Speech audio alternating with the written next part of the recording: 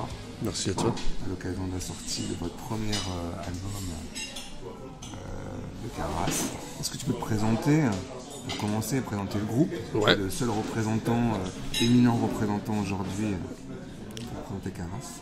Alors Caras, c'est un power trio composé de Yann, qui joue aussi dans Mass Hysteria, Étienne, le batteur d'Acme, Délivrance et Frightot, et moi-même, Diego, à la basse et au chant.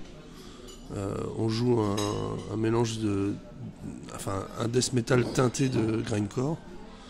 On joue vite, bruyamment, fort, lourd, et on joue, voilà, on joue fort, bruyant, lourd, c'est bien ça.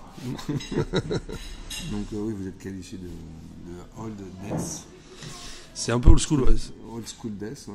Bah en fait c'est l'école death metal des années 90. Moi je suis assez branché l'école suédoise des années 90 comme M-Tomb, Dismember, Grave, ce genre de trucs. On remet au goût du jour le old school death metal. Je jouais aussi en Floride dans les années 90 et on mixe ça avec une sauce grindcore et on envoie la purée. Voilà. Ça donne plutôt pas mal. À l'écoute de l'album, ça donne plutôt pas mal, effectivement. Donc au niveau de la genèse du projet, donc c'est plutôt toi, Diego, qui est à l'origine de Caras, qui a perverti tes deux compères. En fait, Caras, c'est né de la rencontre de Étienne, donc batterie, et moi-même. On s'est rencontrés par l'intermédiaire d'un ami commun qui s'appelle Arnaud de Black Bombay, chanteur. Et on a commencé à jouer ensemble. Moi, je lui ai montré quelques riffs. Ça a tout de suite matché. Voilà, ça a collé assez vite. Et voilà, on a composé 1, 2, 3 chansons, un peu tous les deux, sans savoir où on allait vraiment. Parce qu'à la base, j'étais pas censé chanter. Je sais pas si on voulait être en trio avec 2 guitares, etc. Donc ça s'est fait au fur et à mesure, petit à petit. Mais voilà, le projet est né de la rencontre d'Étienne et moi. D'accord. Et Yann est venu se greffer. Yann est venu se greffer, c'est moi qui l'ai tanné pour venir. Parce que voilà, pour tout te raconter, en fait, on a commencé le projet. Moi, j'étais à la guitare, Étienne à la batterie, et tout a été composé, joué et enregistré moi-même à la guitare, avec un bassiste qui s'appelle Julien de The Butcher Rodeo, qui a fait la basse sur l'album. Et une fois qu'on s'est retrouvé avec cet album et cet enregistrement, je me suis dit que j'étais pas capable de faire.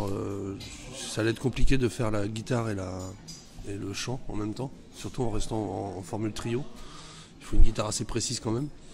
Du coup, j'ai proposé à Étienne de me mettre à la basse et de trouver un guitariste. Et donc là, j'ai commencé à chercher et en fait, j'avais déjà commencé un projet il y a quelques années avec Yann. On avait bossé sur 2-3 idées, ça n'avait pas pu se faire faute de temps. Mais du coup, j'ai pensé à lui pour ce projet. Et voilà, je lui ai donné le scud. Et il m'a dit tout de suite, j'ai pas le temps. Il m'a dit, j'aurais pas le temps. Je lui ai dit, écoute quand même, voilà, écoute bien. Et du coup, il a écouté, il m'a rappelé, il m'a dit, ok, je vais trouver le temps, je vais le faire. Voilà, ça s'est fait comme ça. Ça collait bien. Puis moi, je lui ai pas proposé par hasard, je savais que ça allait lui plaire.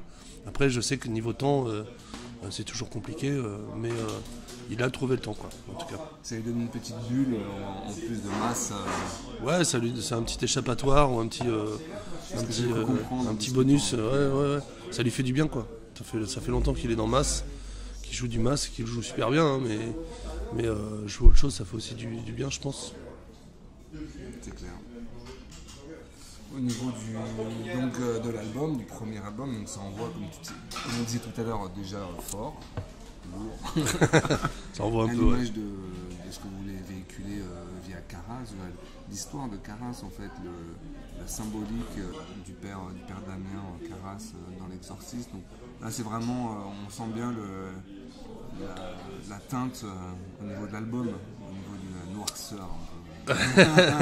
Bah ouais, voilà, on joue pas dans la musique est assez brutale, assez dark.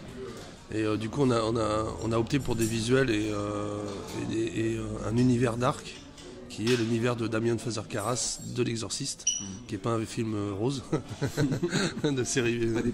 Pas des plus gays. Mais voilà, ça colle bien. Voilà, le nom colle bien, Carras colle bien à la musique, et la musique colle bien au nom Carras, donc c'était l'alliance parfaite. Ok. Vous allez pouvoir. J'enchaîne directement sur les. Ah non, une chose, j'allais oublier, très important. Au niveau de. Qui a produit l'album et toute la partie conception, mastering. Alors en fait, il faut que tu saches que Étienne, donc le batteur, a aussi un studio d'enregistrement. Il enregistre des groupes depuis quelques temps. Donc il s'est occupé de la production de l'album.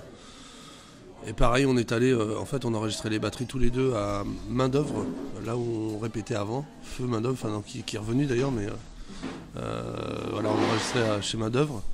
Et on a fait toutes les guitares et les basses et les chants dans son studio d'enregistrement à lui, qui peut pas accueillir une batterie, mais qui est assez grand pour les guitares et tout ce qui est autre que batterie. Et du coup, on a enregistré sans vraiment savoir où on allait. On a choisi un son super naturel, pas de re-re de guitare, de reprise de guitare ou de nappe de guitare, je sais pas. On a fait un truc assez droit, guitare gauche, guitare droite. Et voilà, le son est ce qu'il est. On a choisi un truc assez léché, mais assez brut en même temps. Et voilà, après le master, c'est Magnus Lindberg de Cult of Luna qui fait du mastering, qui a un studio d'enregistrement en Suède aussi, qui fait tous les masters de Étienne depuis des années. Ouais. Donc Étienne s'est occupé de la production et Magnus Lindberg de Cult of Luna s'est occupé du mastering. Voilà.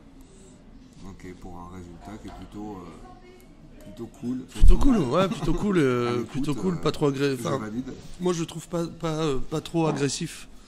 Entre guillemets, des oreilles comme peut faire les productions de Kirk Ballou, comme Valenfire ou Nails, qui est une production assez grinçante pour les oreilles. C'est un truc un peu plus rond, un peu plus, j'allais dire un peu plus européen, un peu plus voilà. Moi ça passe bien, moi je suis un grand fan de ouais, voilà, ça s'écoute. Ça s'écoute, merci. Je dis en toute objectivité et je suis franc.